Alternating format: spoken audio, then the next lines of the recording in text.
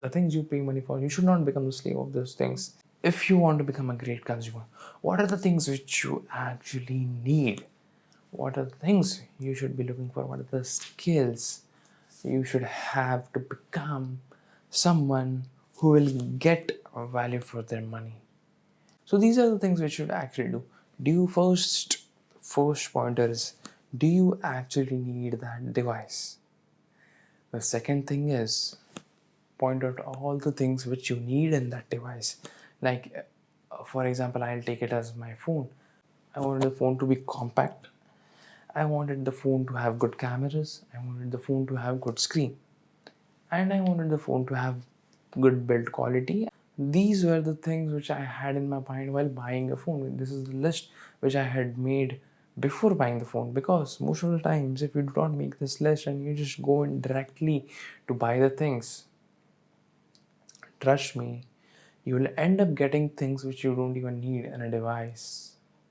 And you should also do the same thing. If you are someone who is going to buy your new device, taking 4 for an example, you should also make a list like this. You wanted a curved display, yeah, make a checkbox. You can go on and on about all the things. You need good processor, you need good performance, you need good user experience. This also matters. Or, in fact, a lot of people in our country use Apple devices to gain or to show some kind of status they have, or to gain status.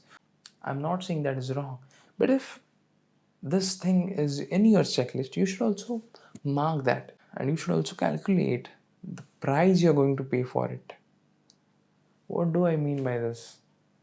You can get the same features in a phone worth 30,000, which Apple is giving it for 70,000. There is some kind of premium which you will always have to pay for the brand which you are using. And if you are someone who cannot afford those devices, you should probably not get it. See, I have a lot of friends who own all the Pro devices, Pro Maxes, and a lot of other things.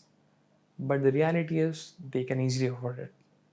But if you cannot, just don't go for those devices, because what I think is, the things you pay money for, you should not become the slave of those things. I'm the kind of person, if it's raining outside, I won't wait for the rain to stop. I'll just go about my day, and at that point, I don't want to think about the phone. Oh, my phone will get wet, it might be damaged. In fact, when I'm carrying this device, I don't really care.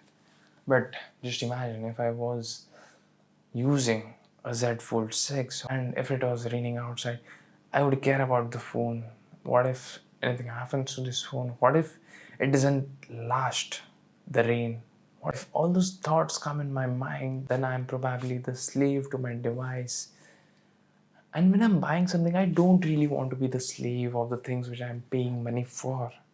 And when I cannot think for the materials which I'm owning for this device, see, I'm very confident in this device. I don't care really how do I move it, what I do with it. I can easily do all these things with this device. But can I do the same with the Z Fold 6 or a Pro Max? Probably not, because there will be a fear inside me. What if it falls from my hand? What if it breaks?